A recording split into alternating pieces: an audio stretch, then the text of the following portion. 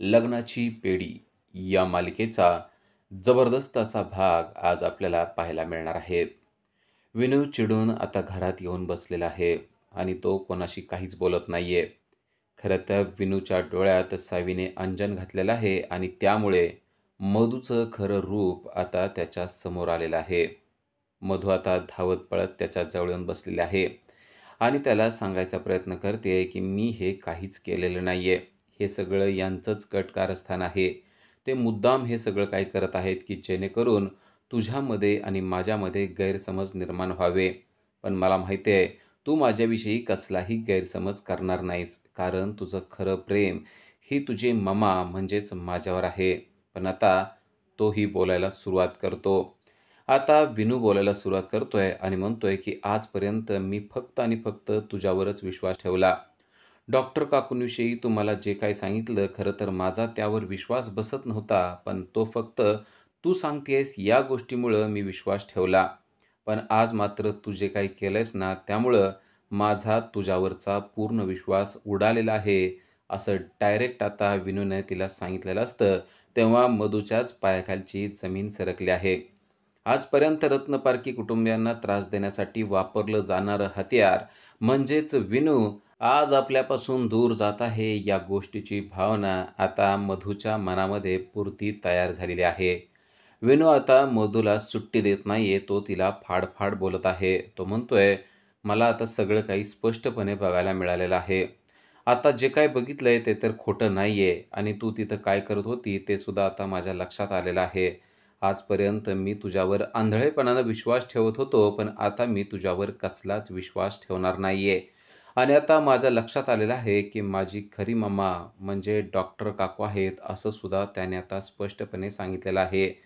आजपासून मी त्यांनाच माझी खरी आई म्हणणार आहे, असं तो जेव्हा मधूला म्हणतो, तेव्हा आता मधूला विनूने दुसरा मोठा धक्का दिलेला आहे. विनूने आता उग्र रूपच धारण केलं आहे आणि तो मधूचे चांगलेच वाभाडे काढताना आपल्याला पाहायला मिळत आहे. मधूच्या स्वप्नात सुद्धा असं कधी वाटलं नव्हतं, की विनू आपल्या विरोधात इतकं काही बोलू शकेल. तो नुसतं आता विरोधात बोलतोय असं नव्हे, तर तो पूर्णपणे सिंधूच्या बाजूने गेलेला आहे, हे देखील आता तिच्या लक्षात आलेलं आहे. शेवटचा डाव म्हणून ती अजूनही त्याला समजावून सांगण्याचा प्रयत्न करत आहे. हे सगळं काही खोटं आहे.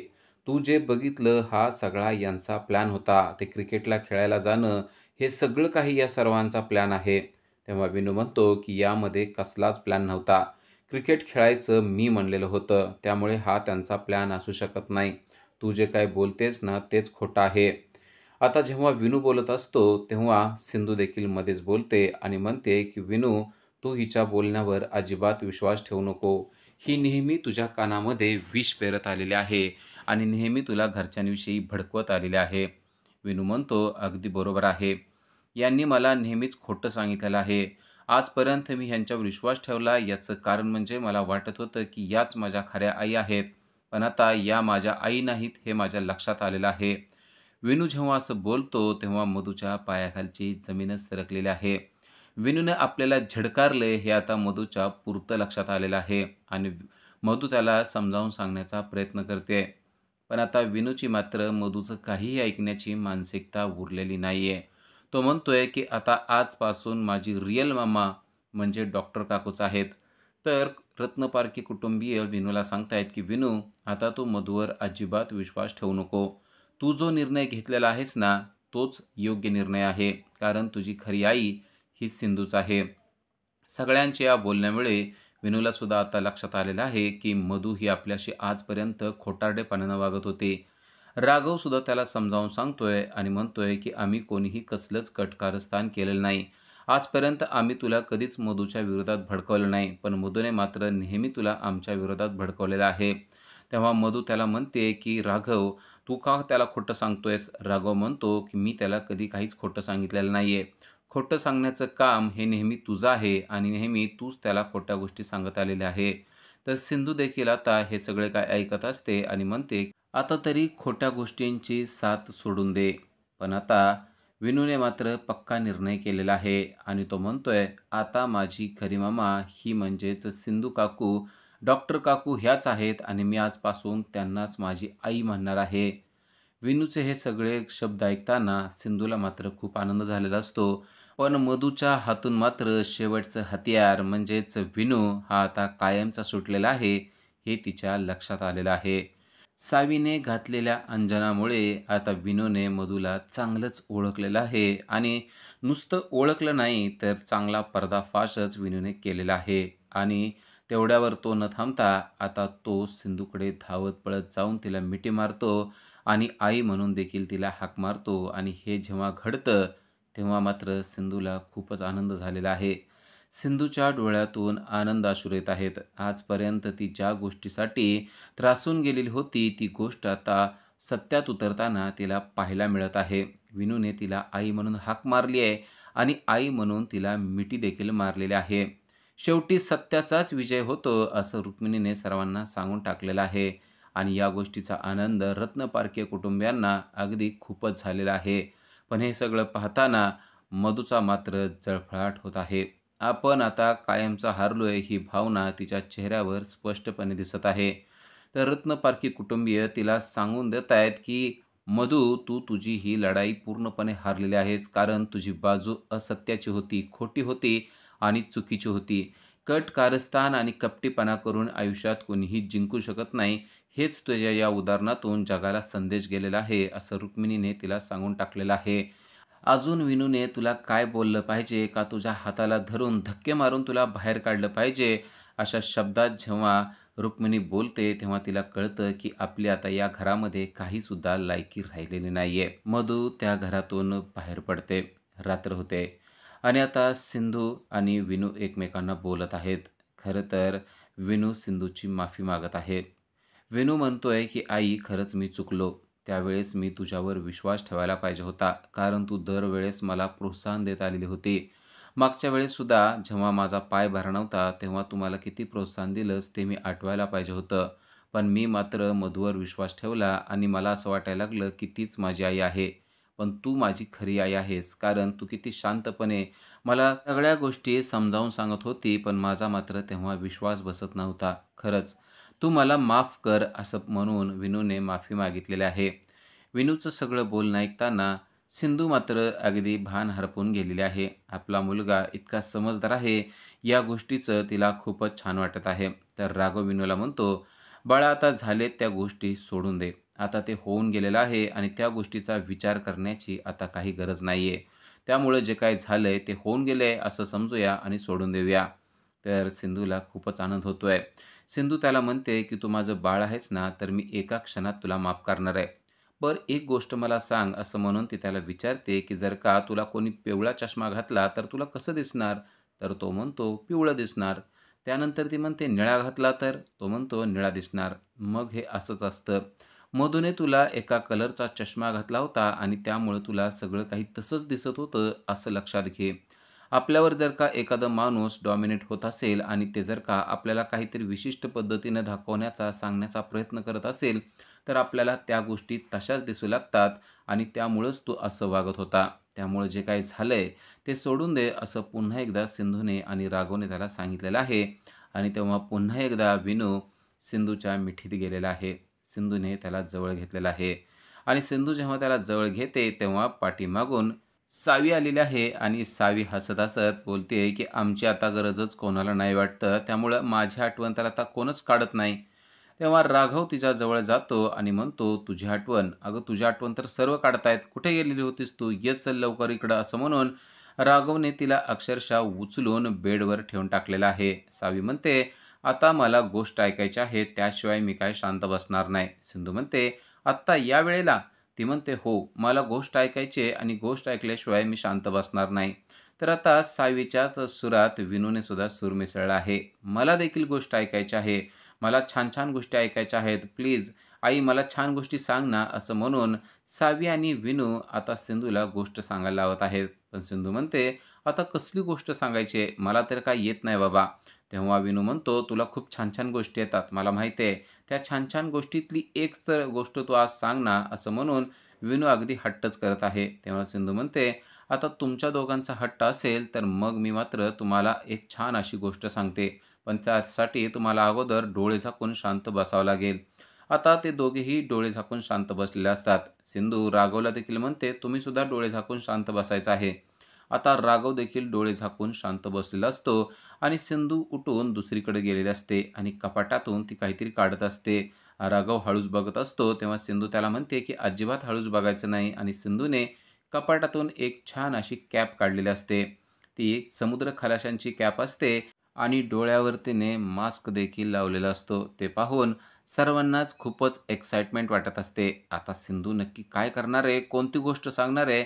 असं तिला विचारतात, तेव्हा ती सांगते, की "मी आज तुम्हाला समुद्र खलाशांची गोष्ट सांगणार आहे."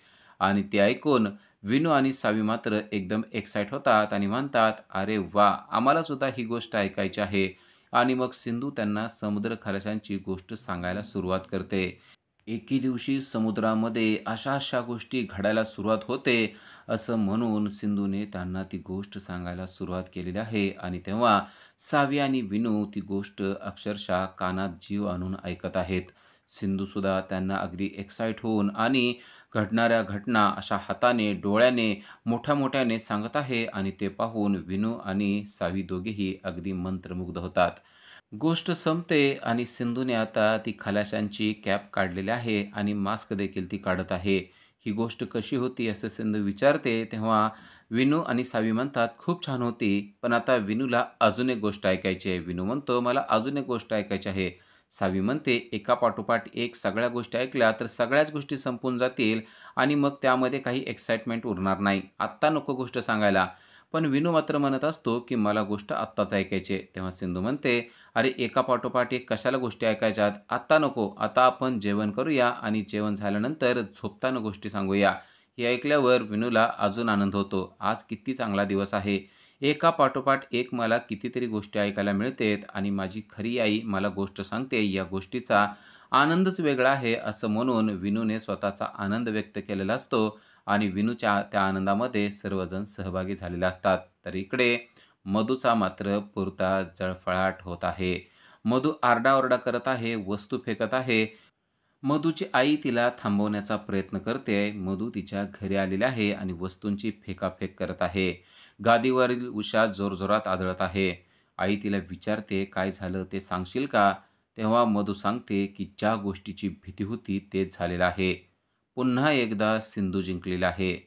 माझ्याबाबत असं का होतं ना, तेच मला कळत नाही, असं म्हणून ती जोरजोरात आरडाओरडा करत आहे आणि झालेल्या सगळ्या गोष्टी ती आईला सांगत आहे, की कशाप्रकारे विनूने मला झिडकारलेलं आहे आणि घरातून अक्षरशः हाकलून दिलेलं आहे.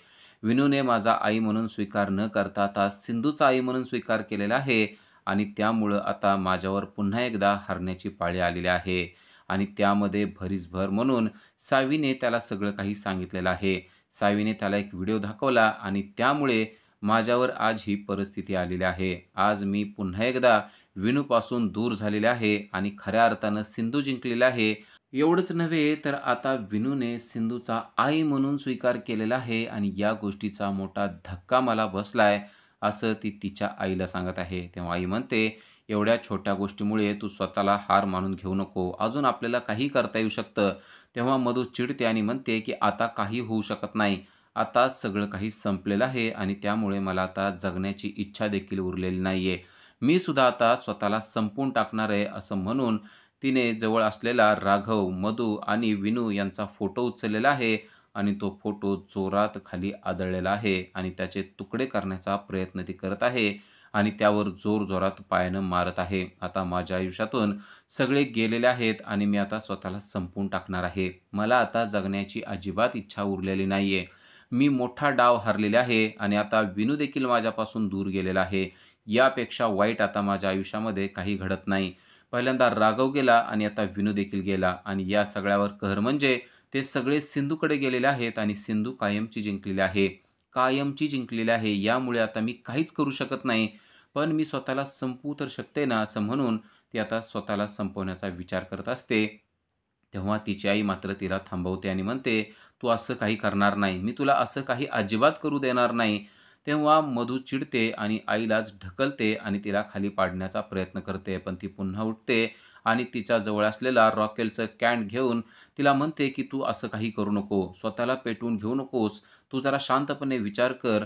पण आता मधू मात्र कसलंच ऐकत नसते. मधू स्वतःला पेटवून देण्यासाठी सर्वत्र रॉकेल पसरवत असते आणि आता ती म्हणते, "एका क्षणात मी काडी ओढून स्वतःला संपवून टाकणार आहे आणि तू मला अजिबात थांबवू नको. जे काय होतंय ते चांगलं होतंय असं समज आणि तू माझ्यापासून दूर जा." असं म्हणून परत एकदा तिने आईला ढकलून दिलेलं आहे. आता तिच्या आईच्या सुद्धा लक्षात आलंय, मधू काही केल्या ऐकणार नाहीये. कारण मधूने ठरवलंय, की स्वतःला पेटवून घ्यायचं. तरी देखील ती तिला शेवटचं सांगण्याचा प्रयत्न करते. पण आता मधू मात्र ऐकण्याच्या मनस्थितीतच नाहीये. मधूने काडी ओढलेली आहे आणि मधूने ठरवलेलं आहे, की आपण आता एका क्षणात स्वतःला पेटवून घ्यायचं. काडी ओढून ती आता खाली टाकणारच असते, पण तेवढ्यात एक आवाज येतो, "राणी, थांब. स्वतःला असं संपवू नको, कारण अजूनही डाव संपलेला नाहीये." एक व्यक्ती मधूच्या जवळ येत आहे आणि त्या व्यक्तीचा आवाज ऐकल्यानंतर मधूसुद्धा शांत झालेले आहे. मधू म्हणते, की "मामा, तू आलेला आहेस?" आणि मधूचा मामा हे नवीन पात्र आता आपल्या समोर आलेलं आपल्याला पाहायला मिळतंय. मधूच्या मामाने मधूला मरण्यापासून वाचवलं आहे आणि तो मधूला सांगतोय, की "जोपर्यंत मी जिवंत आहे, तोपर्यंत तू हारणार नाहीस, एवढं लक्षात ठेव. आपण अजूनही काही डाव खेळू शकतो, की ज्यामुळे रत्नपारखी कुटुंबीय हैराण होऊ शकतात." असं म्हणून तो मधूला जवळ घेतोय. "मामा, तू आलायस म्हणजे आता नक्कीच काहीतरी माझ्या आयुष्यात चांगलं घडणार आहे." असं म्हणून आता मधू मामाच्या जवळ गेलेले आहे आणि मधूला त्या मामाने देखील स्वतःच्या जवळ घेतलेलं आहे. आता हे मधू आणि मामा नक्की काय कारस्थान करणार आहेत, ते आपल्याला नंतर समजणार आहे. सकाळ झालेली आहे. रत्नपारखी कुटुंबियाच्या घरामध्ये आनंदाचं वातावरण आहे आणि एक चांगली सकाळ त्यांना अनुभवायला मिळतेय. सावी आणि विनू एकमेकाशी गप्पा मारत आहेत. सावी विनूला म्हणतेय, की "मला मात्र या कॅम्पला जाण्याची अजिबात इच्छा नाहीये." विनू म्हणतोय, "मला देखील कॅम्पला जाण्याची इच्छा नाहीये, पण आता काय करायचं ना? आपल्या आई-बाबांनी पैसे भरून ठेवलेले आहेत आणि जर का आपण गेलो नाही, तर ते पैसे वाया जातील, म्हणून जाण्याची पाळी आलेली आहे."